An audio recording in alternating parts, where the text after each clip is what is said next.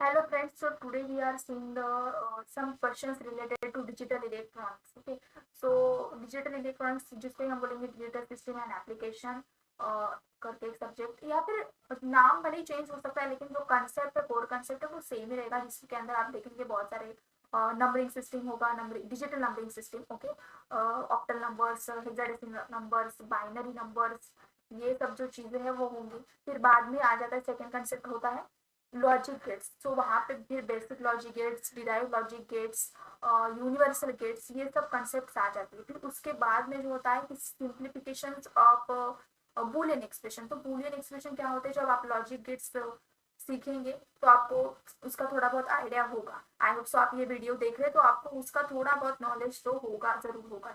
Okay, सो जो Boolean expression है उन्हें सिंप्लीफाई करने के लिए जो फर्स्ट मेथड यूज किया गया था या फिर किया जाता है वो होता है बूलियन अलजेब्रा, जिसे हम बूलियन अलजेब्रा भी बोलते हैं। जो हम बहुत सारे लॉज है बूलियन अलजेब्रा के अंदर, वो लॉज की हेल्प से क्या करते हैं, बूलियन एक्सप्रेशंस को या फिर बूलियन एक्सप्रेशंस को सिंप्लीफाई करते हैं। ओके, तो ये बेसिकली आपके डिजिटल इलेक्ट्रॉनिक्स का एक पार्ट है। तो उसी के रिलेटेड कुछ क्वेश्चंस जो है आज मैं आपको एक्सप्लेन करने वाली हूँ, जिसमें फर्स्ट जो क्वेश्चन होता है ना वो होता है प्रूव द फॉलोइंग।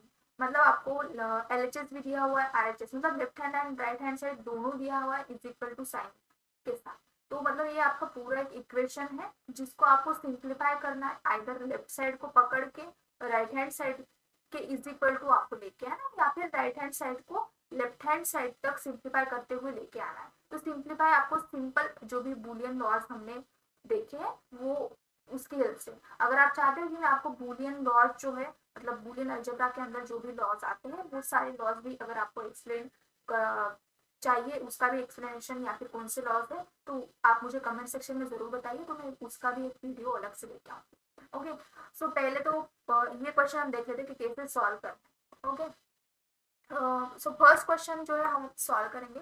तो फर्स्ट क्वेश्चन में हमने एलएचएस से आरएचएस तक मैं लेके जाऊंगी। ओके, आप चाहे तो इसके अपोजिट भी कर सकते हैं, कोई बात नहीं, आपको इसके रिवर्स स्टेप जो भी है वो जाने पड़ेंगे। ठीक है, तो एलएचएस को मैं अगर पकड़ूंगी तो एलएचएस का फर्स्ट जो है जैसे कि वैसे ही मैं जो सारे टर्म्स है वो जैसे कि वैसे ही लिख लूंगी फर्स्ट स्टेप के तक। फिर मैं बाद में क्या करूंगी, आपको अगर दिखाई देगा यहाँ पे अगर आप देखोगे तो ये जो है एक ब्रैकेट है, राइट, और ये अनदर ब्रैकेट है। तो ये दोनों ब्रैकेट को अगर हम डिस्ट्रीब्यूट कर देंगे using distributive law. Distributive law क्या होता है, A dot B C which is sorry A plus B C which is equal to A B plus A C.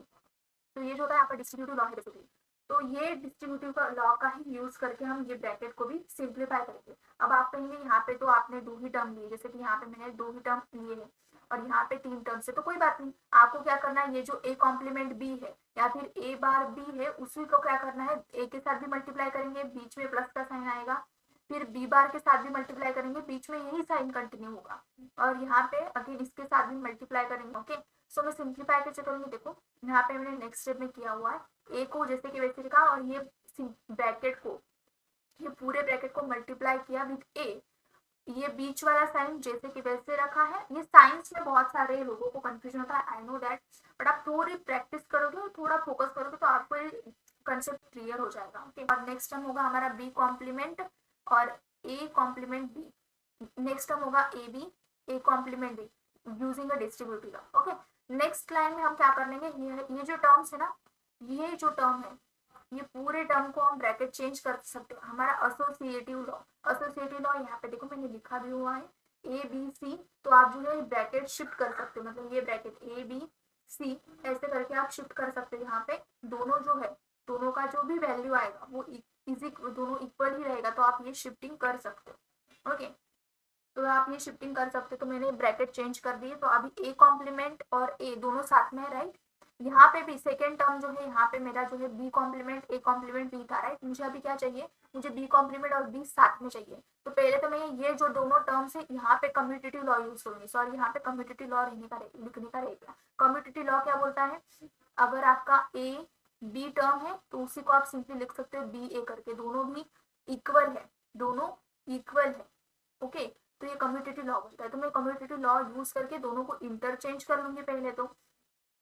Okay, then जो है मेरा बी कॉम्प्लीमेंट और बी साथ में आ जाएगा using associative law. Again B complement और B के ऊपर अगर मैं एसोसिएटिव लॉ लगा दूं तो सॉरी कम्यूटेटिव लॉ लगा दूं तो वहां पे क्या आएगा बी डॉट बी कॉम्प्लीमेंट।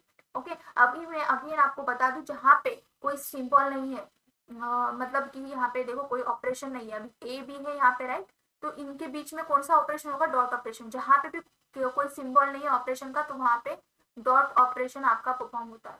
यहाँ पे भी बी डॉट बी कॉम्प्लीमेंट है, मतलब यहाँ पे डॉट ऑपरेशन है। यहाँ पे भी जो अगर कुछ ऑपरेशन का सिंबल नहीं है तो वहां पे डॉट ऑपरेशन, डॉट ऑपरेशन मतलब आपका एंड गेट का ऑपरेशन होगा। यहाँ पे भी देखो, यहाँ पे ये पूरा ब्रैकेट है, इस यहाँ पे भी कुछ ऑपरेशन नहीं, तो यहाँ पे भी डॉट ऑपरेशन ही आपका परफॉर्म होगा। और जहाँ पे भी कोई ऑपरेशन का सिंबल नहीं, मतलब आपको जैसे मैथमेटिक्स में होता है जहाँ पे भी कोई डॉट ऑपरेशन है, मल्टीप्लीकेशन करना है, तो हम क्या करते हैं ए बी डायरेक्टली लिखते थे, जिसका मतलब होता है ए इंटू बी। तो सिंपली यहाँ पे भी ए कॉम्प्लीमेंट है, मतलब A into A complement. Okay, I have said clear. So similarly A B और ए कॉम्प्लीमेंट बी है यहाँ पे, तो ये मैं मुझे क्या करना है, ए कॉम्प्लीमेंट एंड ए को पास में लेके आना है एंड बी बी को पास में लेके आना है।